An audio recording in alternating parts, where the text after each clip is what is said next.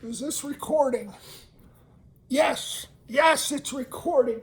I want to introduce you again to this is Elise, I Eat People, Throckmorton, and right now, you see this dog is in the heavenly calm place. You can tell the peace from being around us. We have Jacob over here to the left.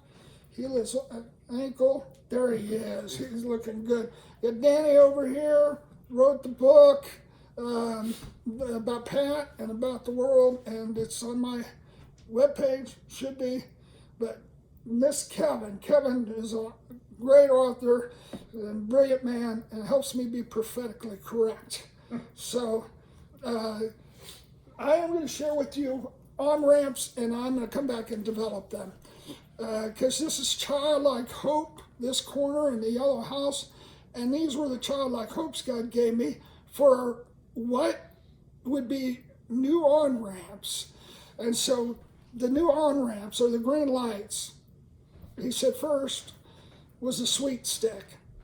And the sweet stick is in Exodus 15, 23 to 26. And the sweet stick, he said we can use it any time, and it's where you throw that stick into bitter waters and they make them sweet.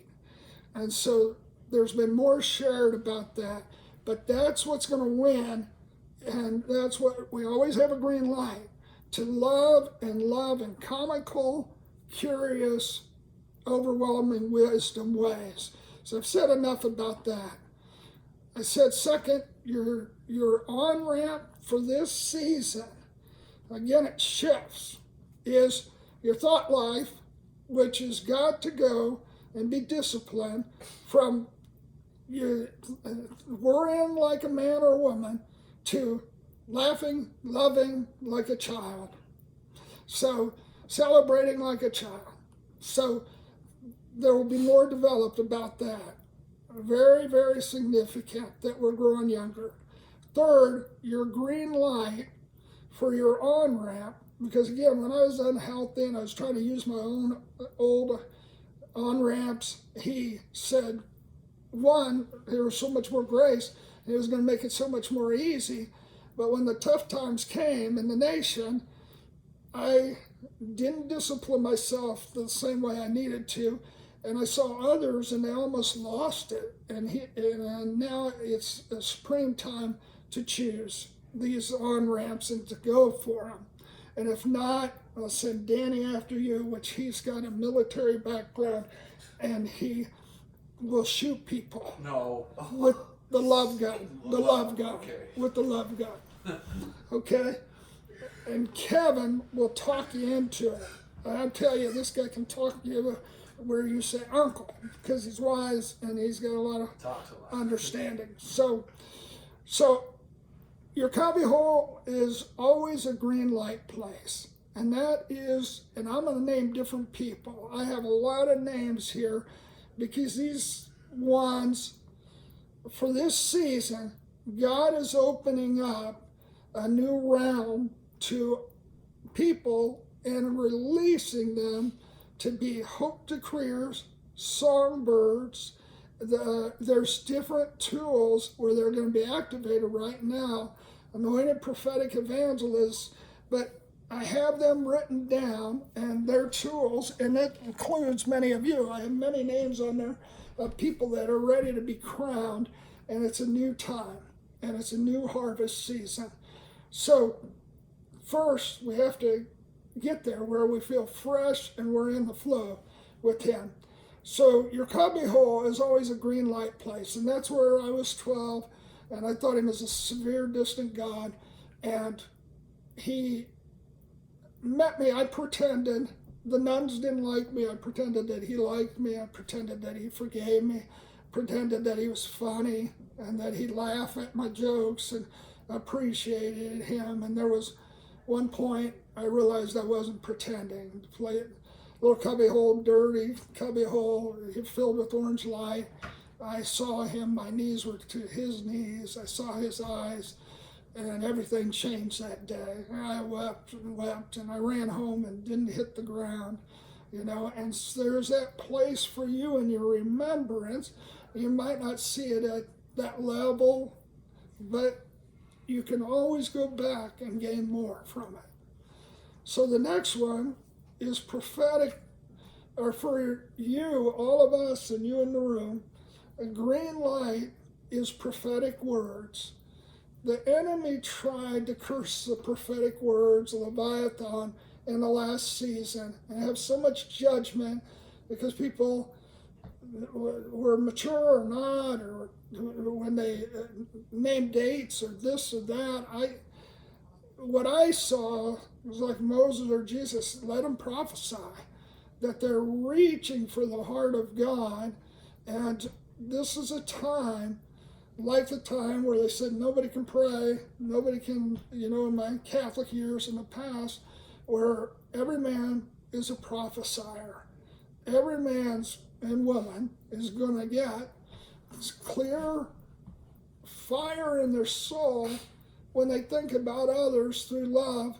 And I'm going to do just my journey on how to hear and different ways to hear, so which will relate to the many. And other fathers and mothers ought to do that. But Kevin hears from the Lord through his writings, and they're awesome. And I hear from the Lord. Linda Everline is one. I hear from her through writings. I hear through Tammy Martin through poems. I hear, through different ones, the heart of the Lord, through the Word of God, through Francis Lowe. I could go on. But they have a prophetic word of the Lord for you through the Word. Or they might have a prophetic word of the Lord through symbols or types or colors. But your on-ramp, reach for it, is prophetic words. And we have a subscription process where we're training people on how to hear according to the way they're bent, and then we're having them practice. And I see such improvement and confidence in their ability to hear. And this is your on-ramp. It's, if you avoid it, it's a way of intimacy with the Lord where you don't feel dry. And during the day, every meeting, you should have a few questions. God, how do you love this person? God, what's on your heart for them? God, how can I speak your heart for them? Are they wounded? Why or willing? What gifts do they have that you want to support? Who in their family do you want to speak a blessing to? So you don't go into meetings dry and distant. You got wisdom or foresight through the Spirit of the Lord, but also for a nation. That more of us have understood the kingdom of God is about nations. It's just not getting people saved. It's about whole nations and cities saved. And he's expanding our hearts to get our hearts around nations and cities, and to get words. And I have a list of questions to ask about nations. Lord, what do you name that nation? Lord, how are you working in that nation versus how not? And we'll make that available to you. I just wanted to point out these different green lights areas. Sweet stick first, which we've explained, and is very, very important. And your territory is getting bigger and bigger in the sweet stick. And I want to name different ones. Your cubbyhole. That's a place where you can name. My room and the upstairs is my cubbyhole, my place where we encounter each other, and the blue light of revelation are there. Prophetic individual words and corporate words. Traveling in the natural with him and traveling in the spirit with him. You have a green light. You got your home space, but there's places that he wants you to name across the nations, like the Notre Dame de Sion. When it burned down, that's one of my places of inheritance that I travel to in the spirit, and I speak into the history of the past, present, and future. And it's a place where I meet him. I just happened to go there in a dream, and there was a woman that was praying there, and she was so sincere. And I know that I'm going to meet this woman. And she was speaking to destiny, like the three grandmothers in Cuba. Kevin and I went to Cuba, and I saw the natural circumstances and thought, never is this place going to change. And then he gives me a vision of three grandmothers in Cuba that the Lord said they decided a long time ago, and they were just cooking and overflowing with the celebration of Cuba. And I got to sit in the room, and when I shared it with Kevin, one of the leaders we was with Alejandro, one of those women was his mother. And so these things are just too real. And so get ready to go places, but not etherical. Go there and help Cleveland get its respect back. Ask the Lord to be able to be those kings and queens in those territories and travel in the Spirit. Business is becoming an on-ramp before the Lord, because you're going to enjoy those relationships He gives you in business, and also He's going to speak to you about creating wealth as a king. Like, there's so many opportunities now. If you look at the data, and it's a way for people to just be able to bless others in superior ways. And you know, we heard of a need. Kevin brought us a need of an Iranian family that just needs a ticket to fly, or they'll be sent back from Cuba, they'll be sent back to Iran to their deaths. I mean, that's how it works. Well, there's going to be resources of abundance that people are going to get to live a good life, but also have these resources. We're not seeing properly the wealth that is available in this hour, and so people tend to hoard. So there's going to be green lights at prayer rooms. Prayer rooms of the past got into a state where they had a certain ceiling and were not praying ascended prayer. I saw the prayer rooms and they were tilted, and they needed more hope in the prayers. Well, I've seen the names of people and the cries in people, and I'm going to tell you, that's going to be a place of divine blueprints and strategies for you to have a corporate prayer place, whether it's a prayer room or you do that with the people. I saw 40-year-old deep wells where angels had met people that were some of our silver seekers. And I want to remind you of those angels, and I'm going to speak names and people later, because they're waiting for you from 40 years back. And there's others, like for Jacob, that are waiting for you from 15 years back. And for Jacob, who's leaving, it's the angel that I met at Warnell. And I will tell him about it another time. There's choirs of angels that are going to sing with the songbirds, and they're going to change. It's going to become warfare, the songbird songs. So the song for you is an on-ramp, and for everybody, you might not sing that great, but you're going to get lyrics and understand that these are offensive weapons that are going to take us into the next place and demolish the warfare. There are, in your car, there's blueprint angels waiting for you to tell you where you're at, where you're going, and I can tell you why, and why they're in your car. The angels of joy are going to meet you in a place that's been difficult for you, your office, and it's going to become a center of joy. There's an angel of forgiveness, love and forgiveness and appreciation that I saw that will meet people in their living room, where they turn off the TV and the atmosphere will take them into that place. So, angels of revelation will meet you in a certain place. Danny's got to go somewhere. Stop here. But why I'm sharing this with you is these on-ramps are going to be activators, and we're going to get to impart and crown hope reformers. And for Danny and Kevin, he wrote a book about these people. Well, now it's time to go lay hands on them, have the angelic authority, like when Augustine laid hands on Mike, that it transforms him into the right mind.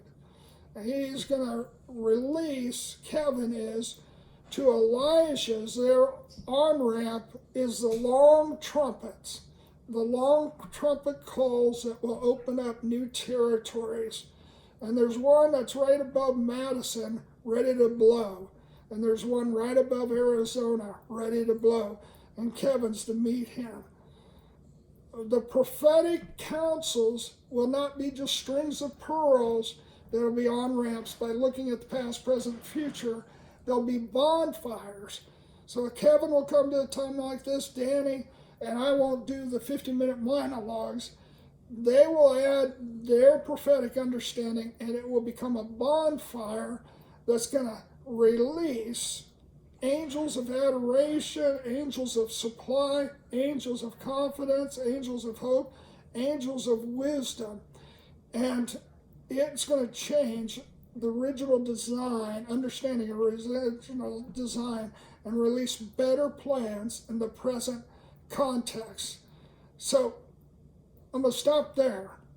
There are certain individuals that carry with them angels that we're to point out. Like angel of the counsel of the process, Jim Mafuko, I've dreamed about that. Angel of design and better plans to present context, perspective is Sam Long. And if we know that angel's with them, and they don't know that, we help them see that angel. And there's angels of common sense, John Swart. Angels of performance that help people deliver the cargo in the right way with the right language and intelligence. That's Mark Hendrickson. But there's others, Jordan Peterson, others that I want to talk about. So I'm going to stop there, but we're going to keep talking about the angels. There's an angel of a watcher that is watching over my children and is watching over them to perform some things. I've quit watching. I don't have to watch. I mean, I do, but I'm not responsible the same way. They're releasing what children need. So God is also going to release to us channels of communication that are authentic, that just come from our heart. I asked Kevin, basically, when are you going to do your channel? And it'd be like, for me, I'm needing to land it. I understand a lot of things, but, I've had a gunner, some others that are close friends, and they say, here's where you hit a home run, and it's helpful for everybody. So I want to do that because I feel tremendous confidence in the gift that God has given me, others, to be able to discern the times and the seasons, get above the clouds, tell people what to do, but I don't want it to be lost in many words. So I am going to stop here, and we will develop those on-ramps and green lights that are really take us, Childlike Hope, to really see the depths of what they look like and what they feel like. I have a few crazy ones that only kids would believe that I've waited on. So don't miss that. God bless you.